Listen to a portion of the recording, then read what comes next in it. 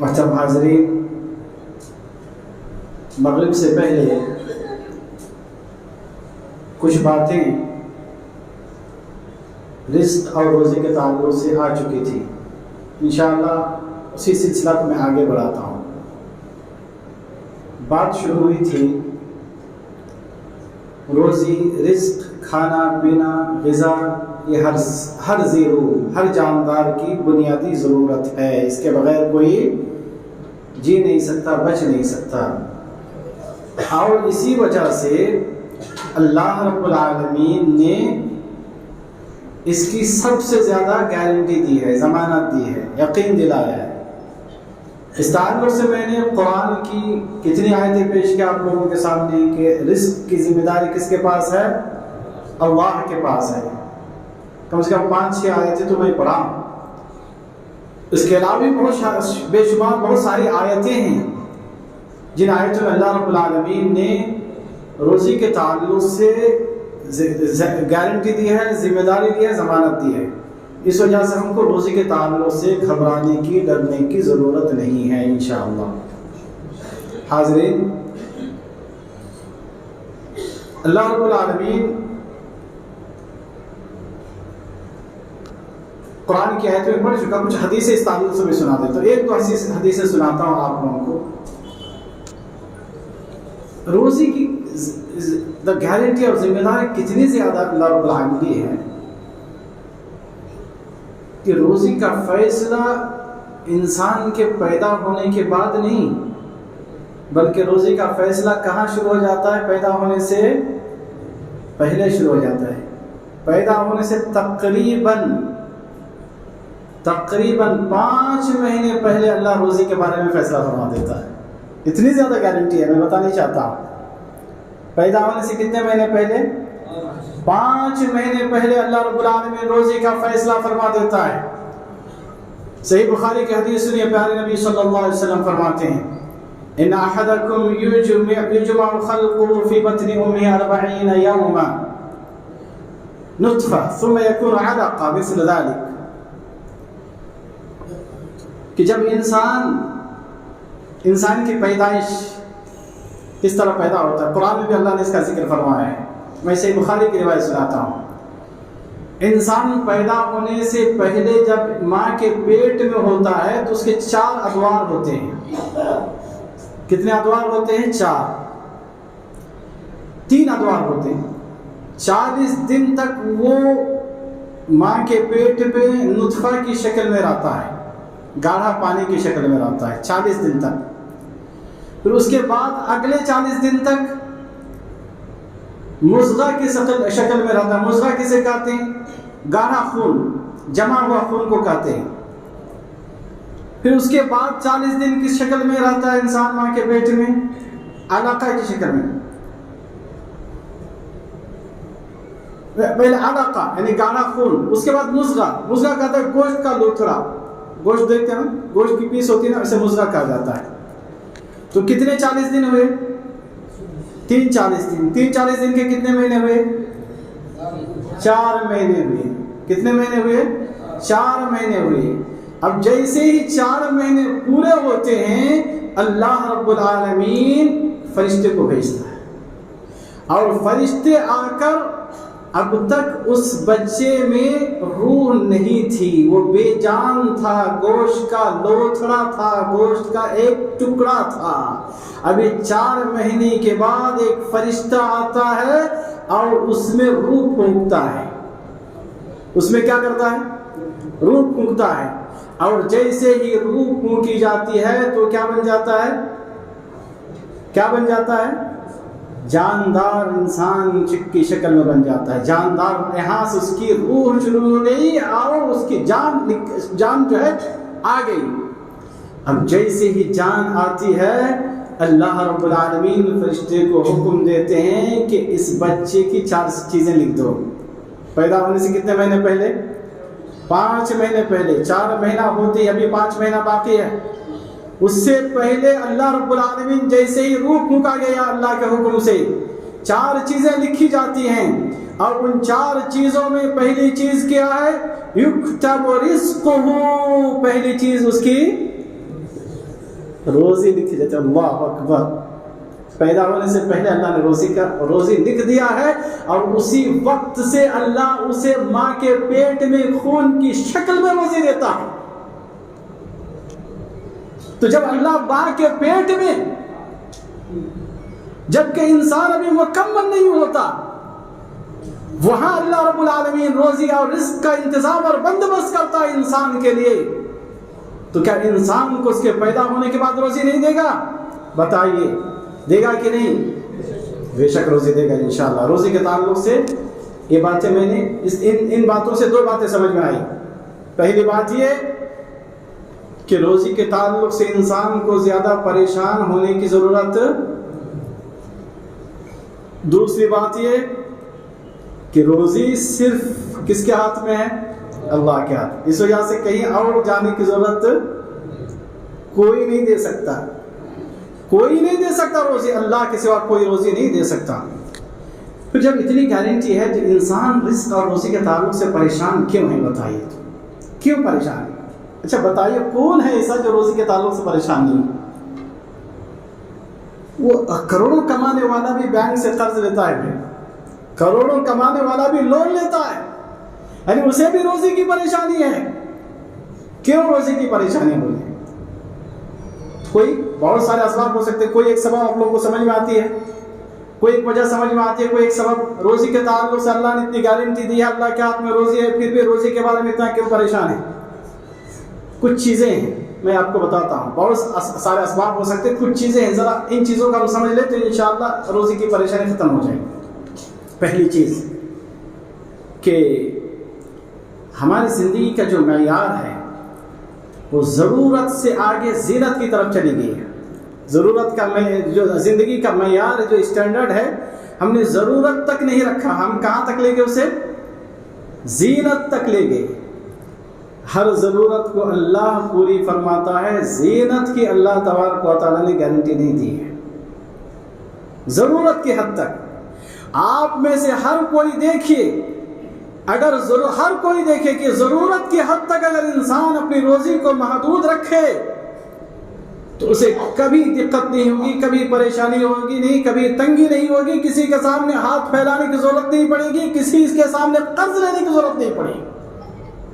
مگر انسان اپنی ضرورت کو زینت تک لے جاتا ہے. انسان 50 روپے والا میٹر بھی شرٹ پہن سکتا ہے، وہ نہیں پہنتا.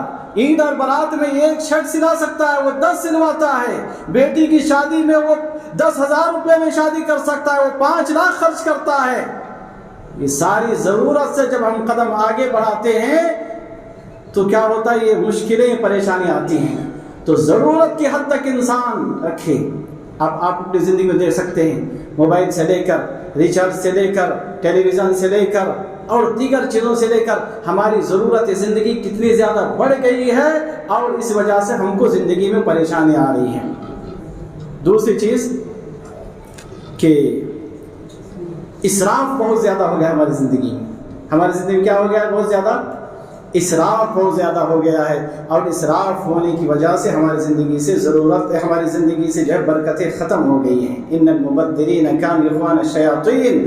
اسراف کرنے والے، فضول خرچ کرنے والے شیطان کے بھائی ہوتے ہیں. بہرحال یہ دوسری بات تھی کہ کیوں ہماری زندگی میں جو ہے روزی کے تعلق سے پریشانی آ رہی ہے. حاضرین، روزی اللہ کے ہاتھ میں ہے. اس کا مطلب یہ نہیں کہ انسان گھر بیٹھ جائے اور یہ کہے کہ روٹی آ جائے گی، کھانا آ جائے گا، بریانی آ جائے گی. یہ نہیں ہو سکتا. روزی اللہ کے ہاتھ میں ہے، مگر اسے تلاش کرنا ہے. اگر بغیر محنت و مشقت کے روٹی اگر مل جاتی، رزق مل جاتا، روزی مل جاتی، دانہ مل جاتا، تو ہمارے سے زیادہ یہ چرند و پرند زیادہ مستحق تھے کہ گھونسلے میں بیٹھے ان کو روزی مل جائے. نہیں، ان کے پاس کوئی کارخانہ نہیں، ان کے پاس کوئی جاب نہیں، ان کے پاس کوئی فیکٹری نہیں ہے. پرندوں کے پاس ہے؟ نہیں ہے. تو وہ زیادہ مستحق تھے کہ اللہ رب العالمین ان کے گھونسلے تک روزی پہنچائے، مگر اللہ رب العالمین ان چرند و پرند کو بھی اللہ رب العالمین ان کو بھی روزی تلاش کرنے کے لیے بھیجتے ہیں، اور وہ بھی صبح دم جب خالی پیٹ ہوتے ہیں اور بھوک ستاتی ہے تو اپنے گھونسلوں کو چھوڑ کر اللہ کی سرزمین میں پھیل جاتے ہیں، اور وہ چرند و پرند کو بھی اللہ رب العالمین روزی عطا فرماتا ہے، ڈھونڈ کر وہ خود اپنا پیٹ بھرتے ہیں اور اپنے بچوں کے لیے بھی لاتے ہیں۔ اسی وجہ سے کوئی یہ نہ کہے کہ مجھے اللہ پر توکل اور بھروسہ ہے، یہ توکل اور بھروسہ کا غلط مطلب ہے کہ انسان گھر بیٹھ جائے اور کہے کہ مجھے کمانے کی ضرورت نہیں ہے، کمانے کی ضرورت نہیں رہتی۔ تو انبیاء علیہ السلام سے زیادہ مصروف انسان دنیا میں کوئی نہیں ہوتے۔ حضرت داؤد علیہ السلام لوہے کا کام کرتے تھے، انبیاء علیہ السلام کچھ نہ کچھ مزدوری اور کچھ نہ کچھ محنت اور مزدوری کیا کرتے تھے، اپنے ہاتھ کی کمائی کھاتے تھے۔ اور پیارے نبی محمد الرسول اللہ صلی اللہ علیہ وسلم انبیاء کے نبیوں کے سردار، انہوں نے بھی مکہ میں لوگوں کی بکریاں چرا کر پیٹ پالتے تھے، بکریاں چرائی پیارے نبی صلی اللہ علیہ وسلم نے۔ تو اس وجہ سے روزی پہنچ جائے گی، اس کا مطلب یہ نہیں کہ انسان سب کچھ چھوڑ کر گھر میں بیٹھ جائے، روزی پہنچے گی، اس کے لیے چھوڑ کے جانا ہے۔ اللہ رب العالمین دنیا میں سب سے بہترین دن جمعہ کا دن ہے، اور جمعہ کا دن سید الایام ہے۔ اس جمعہ کے دن میں بھی اللہ رب العالمین نے فرمایا فَإِذَا قُضِيَتِ الصَّلَاةُ فَانتَشِرُوا فِي الْأَرْضِ وَابْتَغُوا مِن فَضْلِ اللَّهِ، جب نماز پڑھ لو تو پھر بیٹھے نہ رہو، بلکہ اللہ کی سرزمین میں پھیل کر اللہ نے تمہارے لیے جو روزی رکھا ہے اللہ کے اس فضل کو تلاش کرو، اسے طلب کرو۔ جمعہ کے دن میں بھی آرام کرنے کا دن نہیں ہے، اس دن میں بھی اللہ رب العالمین نے روزی کمانے کے لیے کہا ہے، اس دن میں بھی روزی کی محنت کے لیے کوشش کرنے کے لیے اللہ رب العالمین نے کہا ہے۔ مگر ایک بات کا خیال رکھنا چاہے دوستو، جو اصل موضوع میرا ہے وہ یہ کہ روزی کے تعلق سے محنت اور مشقت کریں اور حلال روزی تلاش کریں۔ کون سی روزی تلاش کرنی چاہیے؟ دیکھیے دوست، ہم روزی حلال کھائیں یا حرام کھائیں، حق کھائیں یا باطل کا، زندگی گزر جائے گی کیسے بھی، زندگی باقی نہیں رہتی۔ حلال کھانے والے، موٹا دھوٹا کھانے والے کی بھی زندگی گزر جاتی ہے، اور ہر روز 5 اسٹار جانے والے کی بھی زندگی گزر جاتی ہے۔ یہ زندگی گزر جائے گی کسی طرح، مگر اس زندگی کو حلال سے مزین کرنا چاہیے۔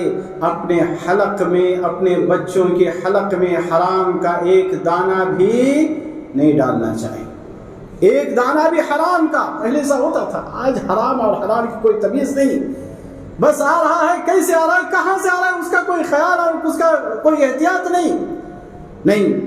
حلال روزی کا اللہ رب العالمین نے حکم دیا ہے۔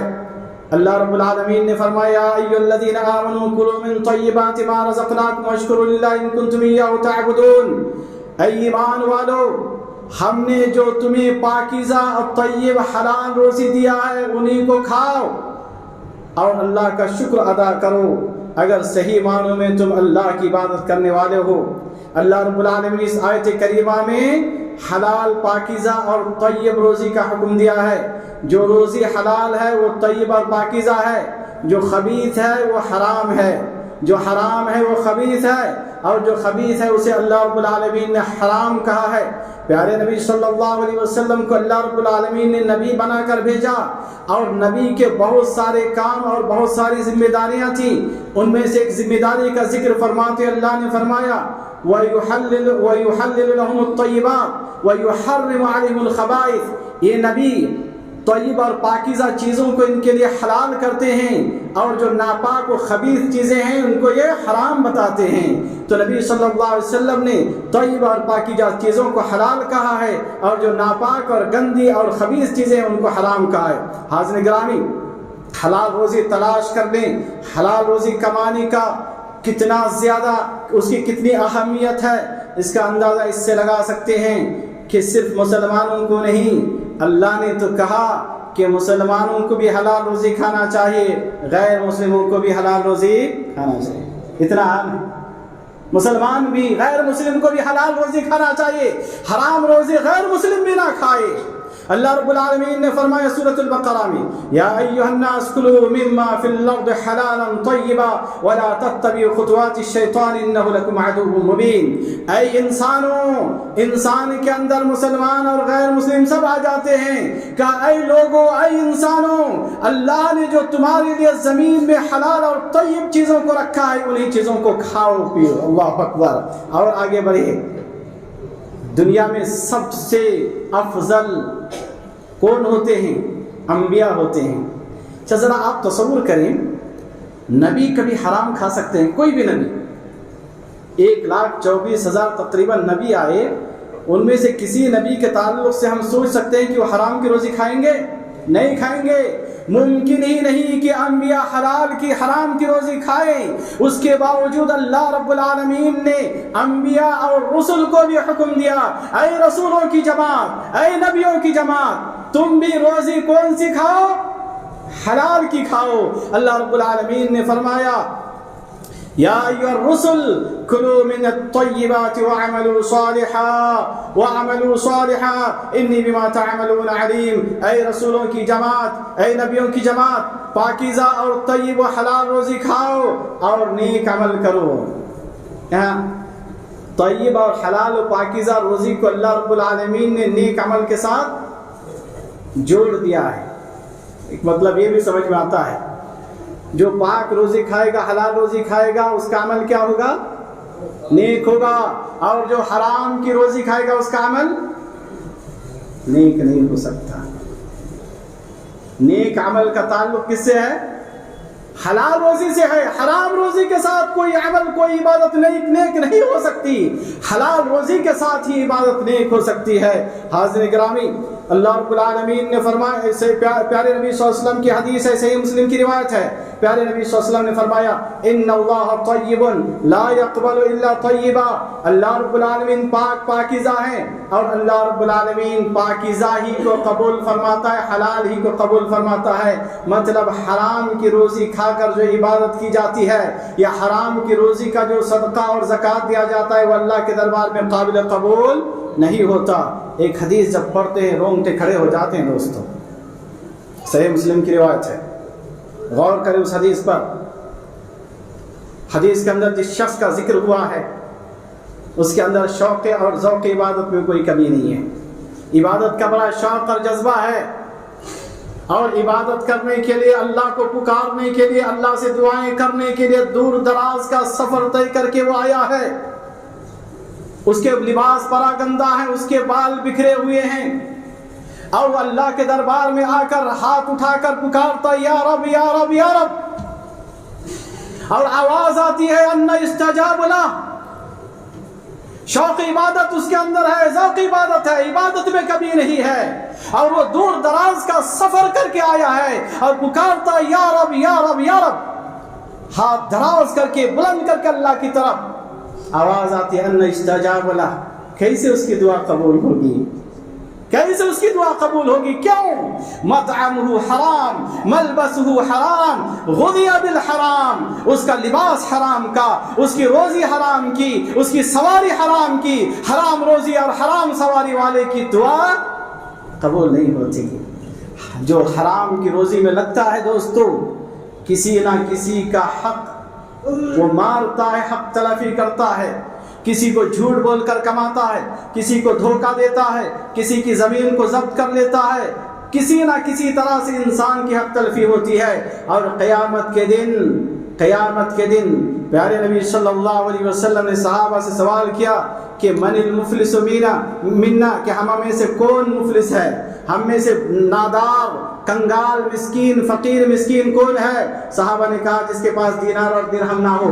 پیارے نبی صلی اللہ علیہ وسلم نے فرمایا نہیں، مفلس نادار وہ نہیں ہے، مفلس اور نادار وہ ہے جو نمازوں کے، نیکیوں کے ڈھیر کے ساتھ آیا ہوگا، روزہ، زکوٰۃ، صدقات، خیرات، نہ حج، سارے عبادتوں کی کوئی کمی نہیں ہوگی، اور عبادتوں کے پہاڑ کے ساتھ ساتھ وہ رب کے دربار میں آیا ہوگا، مگر ساتھ ساتھ کسی کا مال کھایا ہوگا، کسی کو گالی دیا ہوگا، کسی کی عزت اور آبرو پر حملہ کیا ہوگا، تو یہ عبادتیں جو اس نے کیا نیکیاں کیا ہے، ان نیکیوں کو جس کی حق تلافی کی ہے، جس کا مال کھایا ہے، اس کو دے دیا جائے گا، نیکیاں ختم ہو جائیں گی، حقدار باقی رہ جائیں گے، تو حقدار کے گناہوں کو اس کے سر پر ڈال دیا جائے گا۔ اللہ المستعان، نیکیاں ساری ختم ہوگی، گناہ دوسرے کے ہمارے سر پر آگے۔ کسی کا مال اس طرح کمانے سے کھانے سے ہوتا ہے؟ حاضر قیامت کے دن ابن آدم کو جب تک انسان سے 5 سوال نہیں کیے جائیں گے، ان کے قدم اللہ کے دربار سے ہل نہیں سکتے۔ 5 میں سے 2 سوال مال کے بارے میں کیا جائے گا، مال کے بارے میں کیا جائے گا، من این اکتسبہ، کہ اس نے مال کو کہاں سے کمایا، روزی اور رزق کیسے حاصل کیا، کیا حرام کے ذریعے سے، حلال کے ذریعے سے۔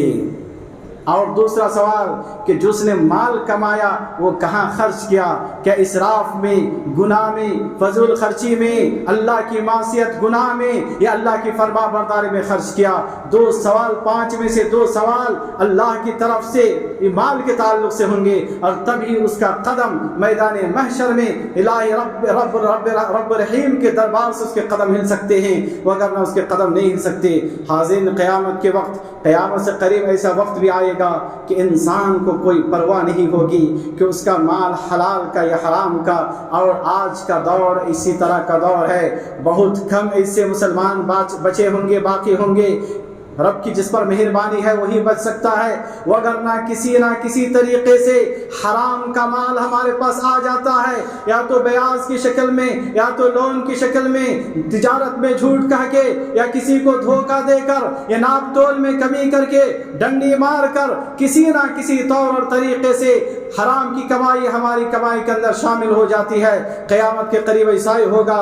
پیارے نبی صلی اللہ علیہ وسلم نے فرمایا کہ آدمی مال حاصل کرے گا اور اسے کوئی پرواہ نہیں ہوگی کہ کہاں سے حاصل کیا ہے، حلال سے، امن حلال ام من حرام، حلال سے حاصل کیا ہے، حرام میں حاصل کیا ہے۔ حاضرین گرامی، اس وجہ سے ہمیں روزی کی فکر کرنی چاہیے، اور حرام مال نہیں، حلال مال، رزق حلال کمانے کی کوشش کرنی چاہیے۔ انشاءاللہ کریں گے، انشاءاللہ۔ ایک وقت بھوکا سو جائیے، قسم اللہ کی، رات گزر جائے گی، ایک دانہ اپنے بچوں اور اپنے حلق میں حرام کو مت ڈالیے، ہماری ساری محنتیں اکارت چلی جائیں گی، ہماری ساری محنتیں اکارت چلی جائیں گی، ہماری ساری دعائیں، ساری عبادتیں اکارت چلی جائیں گی۔ کوشش کریں موٹا موٹا کھائیں، مگر اس اچھے بریانی سے، بہترین بریانی سے سوکھی روٹی افضل ہے جو حلال کی ہو، اور سوکھی روٹی افضل ہے جو حلال کی ہو۔ حاضرین کرام، کچھ باتیں، کافی وقت ہو چکا ہے، ایک مختصر کچھ باتیں بتا دیتا ہوں کہ ہماری روزی میں کیسے برکت آ سکتی ہے، ہماری روزی میں برکت کیسے آ سکتی ہے۔ پہلی بات، کثرت سے استغفار کیجیے۔ کیا کرنا چاہیے کثرت سے؟ ایسا نہیں کہ استغفار صرف گناہ ہو گیا تو استغفار۔ پیارے نبی صلی اللہ علیہ وسلم کے کوئی گناہ تھے؟ آپ نے زندگی میں کوئی گناہ کیا تھا؟ مگر ہر دن کتنی مرتبہ استغفار کرتے؟ 100 بار استغفار کرتے۔ استغفار کیجیے، استغفار کثرت سے، اپنے گناہوں کو یاد کر کے اللہ سے استغفار کیجیے، گناہوں کی معافی طلب کیجیے، انشاءاللہ روزی میں۔ فَقُلْتُ اسْتَغْفِرُوا رَبَّكُمْ إِنَّهُ كَانَ غَفَّارًا يُرْسِلِ السَّمَاءَ عَلَيْكُمْ مِدْرَارًا وَيُمْدِدْكُمْ بِأَمْوَالٍ وَبَنِينَ وَيَجْعَلْ لَكُمْ جَنَّاتٍ وَيَجْعَلْ لَكُمْ أَنْهَارًا۔ پھر دوسری چیز، تقوی، اللہ کا ڈر، اللہ کا خوف۔ انشاءاللہ اللہ کا خوف اور اللہ کا ڈر اگر ہمارے دل کے اندر ہو جائے، ہم گناہوں سے بچ جائیں گے، نیکی کے راستے میں چلے جائیں گے۔ اللہ رب العالمین کا فرمان ہے، من یتق اللہ یجعل لہ مخرجا ویرزقہ من حیث لا یحتسب۔ جو اللہ سے ڈرتا ہے، اللہ اس کے لیے راستہ آسان کر دیتا ہے، اور روزی ایسے پہنچاتا ہے اسے گمان بھی نہیں ہوتا۔ اسی طرح روزی کے تعلق سے تیسری بات جو ہماری روزی میں برکت آ سکتی ہے، روزی کا دروازہ کھلے گا، وہ ہے اللہ پر بھروسہ اور توکل۔ کس کی طرح؟ وہ پرندے کی طرح بھی، جس پرندے کے بارے میں بتایا تھا، جو صبح جاتا ہے کس کے بھروسے سے جاتا ہے بھائی وہ پرندہ؟ میں بتاؤں اس کی کوئی فیکٹری ہوتی ہے، کوئی کارخانہ ہے اس کے پاس؟ نہیں نا.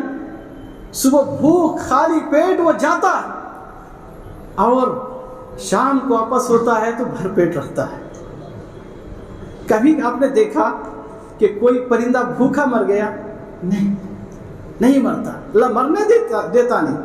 تو اس پرندے کی طرح اللہ پر توکل اور بھروسہ ہو تو انشاءاللہ اللہ رب العالمین رزق کے دروازے کھول دیں گے. رب العالمین کا فرمان ہے وَمَن يَتَوَكَّلْ عَلَى اللَّهِ فَهُوَ حَسْبُهُ، جو اللہ پر توکل کرتا ہے اللہ اس کے لیے کافی ہو جاتا ہے. اسی طرح اور ایک بات جو ہم سے اس وقت موبائل کے اس دور میں جو ہم سے چھوٹی ہوئی وہ ہے رشتہ داری کو جوڑیے. دوستو رشتہ داری کو جوڑنا ختم ہو گیا ہے.